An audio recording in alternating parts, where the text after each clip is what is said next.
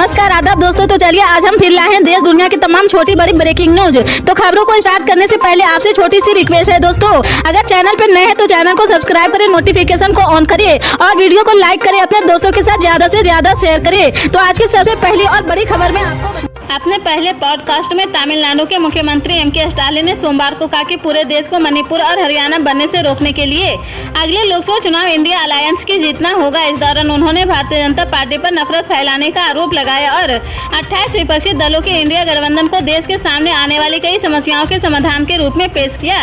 Stalin ने केंद्र सरकार पर भी तीखा हमला बोलते हुए कहा कि केंद्र गैर बीजेपी राज्य सरकारों के खिलाफ प्रतिशोध लेने का काम कर रहा है। उन्होंने कहा कि वह राज्य सरकारों की संप्रभुता को खत्म करना चाहते हैं जो सीधे तौर पर लोगों के कल्याण के लिए काम कर रही है। सीएम स्टालिन ने कहा कि बीजेपी अपनी सभी खामियों को छिपाने के लिए धर्म को एक हथियार के रूप में इस्तेमाल कर रही लोगों को धार्मिक भावनाओं को भड़का रही है।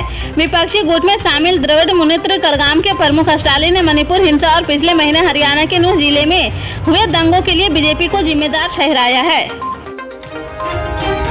राजधानी दिल्ली में G20 समिट के दौरान अलग अलग तरह के प्रतिबंध लगाए गए हैं। तारीख 8 सितंबर से 10 के बीच कई इलाकों में आवाजाही को लेकर भी दिल्ली पुलिस ने एडवाइजरी जारी की है। इस दौरान ऑनलाइन फूड डिलीवरी पर भी पूरी तरह प्रतिबंध रहेगा। Special police commissioner SS Yadav ने जानकारी साझा करते हुए कहा, समिट के दौरान दिल्ली में फूड डिलीवरी घर पर खाना मंगाने की सुविधा को बंद किया जाएगा। कई इलाकों में यातायात व्यवस्था को देखते हुए भी यह फैसला लिया गया है। शहर में लॉकडाउन के अटकलों को खारिज करते हुए दिल्ली पुलिस ने घोषणा की है कि G20 सम्मेलन के दौरान कोई लॉकडाउन नहीं होगा। दिल्ली पुलिस ने एक्स पर पोस्ट किया है, फिर ये दिल्ली वासियों बिल्कुल भी ना घबराएं, कोई लॉकडाउन नहीं है। बस दिल्ली यातायात पुलिस के वर्चुअल हेल्प के डेस्क पर उपलब्ध ट्रैफिक जानकारी से खुद को अपडेट रखें। भारतीय हॉकी टीम के पूर्व कप्तान प्रबोध तिर्की सोमवार को कांग्रेस में शामिल हो गए। उन्होंने अगले साल विधानसभा चुनाव लड़ने की इच्छा भी जताई है। ओडिशा प्रदेश कांग्रेस कमेटी के अध्यक्ष शरद पटनायक, प्रदेश के प्रभारी ए चेल्ला कुमार और अन्य वरिष्ठ नेताओं की मौजूदगी में उन्होंने कांग्रेस की सदस्यता ग्रहण की है। पूर्व हॉकी खिलाड़ी ने आदिवासी बहुल सुंदरगढ़ जिले के तलसारा सीट से अगले साल होने वाला विधानसभा चुनाव लड़ने की इच्छा जताई है। ओडिशा प्रदेश कांग्रेस कमेटी के अध्यक्ष ने तिर्की के कांग्रेस में शामिल होने के फैसले का स्वागत किया है। उन्होंने कहा कि प्रतिद्वंदी राजनीतिक दलों के कई अन्य पूर्व मंत्री और विधायक कांग्रेस में शामिल होना चाहते हैं। जलाना में मराठा आरक्षण आंदोलन के दौरान पुलिस कर्मी द्वारा किए गए लाठीचार्ज पर महाराष्ट्र के डिप्टी सीएम देवेंद्र फडणवीस ने माफी मांगी है।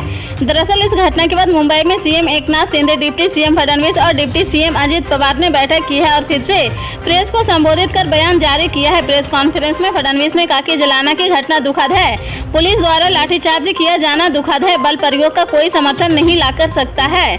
मैं पहले जब 5 वर्ष तक मुख्यमंत्री था तब हजारों आंदोलन हुए हैं, लेकिन कभी बल प्रयोग नहीं किया गया है। लाठीचार्ज के लिए मैं माफी मांगता हूं। मुख्यमंत्री ने उच्च स्तरीय जांच के आदेश दिए हैं। घटना को लेकर राजनीति करना गलत है।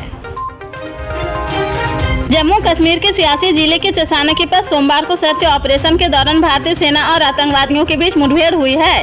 अब तक एक आतंकी मारा गया है, साथ ही 2 जवान घायल हुए हैं। एडीजीपी मुकेश सिंह ने बताया कि सोमवार को 2 आतंकवादियों की मौजूदगी के बारे में पुलिस को इनपुट मिली थी, जिसके आधार पर यह मुठभेड़ शुरू हुई है। चसाना की तुली इलाके में गली सेहा में मुठभेड़ चल रही, पुलिस और सेना ऑपरेशन चला रही। एक आतंकी को ढेर कर दिया गया है। एक पुलिसकर्मी और एक सेना का जवान घायल हुआ है, जिनको इलाज के लिए भेज दिया गया है। पाकिस्तान में आवाम को आए दिन परेशानियों से जूझना पड़ रहा है। कभी पेट्रोल के बढ़े हुए दामों ने आवाम का तेल निकाला हुआ है, तो कभी बिजली के बड़ी कीमत से लोग परेशान हैं। ऊपर से पानी का संकट भी मंडराने लगा है। RI न्यूज की रिपोर्ट के मुताबिक पाकिस्तान के सबसे बड़े शहरों में से एक कराची में ढांचेबाजी पंपिंग स्टेशन पर बिजली गुल हो गई है। इसकी वजह से शहर में पानी की सप्लाई बाधित हुई है। दावेजी पंपिंग स्टेशन के जरिए कराची के सभी इलाकों में पानी की सप्लाई की जाती है। हाल ही में यहाँ की बिजली गुल हो गई है, जिसका मतलब है कि कराची के लोगों को पानी की कमी से जूझना पड़ सकता है।